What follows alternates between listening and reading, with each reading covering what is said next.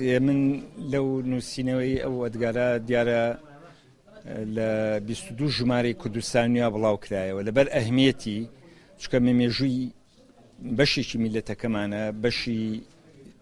شێری هیەشێتی نیشتیمانی کوردستانە کە هەموو ئەو هەڤاڵانەی کە لەم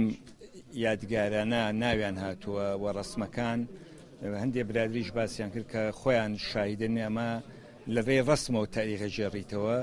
هەموو ڕسمەکان شاهیدی و قۆناغن کە میلەتەکەمان و شۆڕشی میلەتەکەمان پیاتی پەڕی کرد ئەو بە تایبەتی بە سەرکردایەتی یەکێتی نیشتیمانی کوردستان و هەموو ئەو قارەمانانەی کە لەوێن زۆربەیان لە وێنەکانە شەهید بوون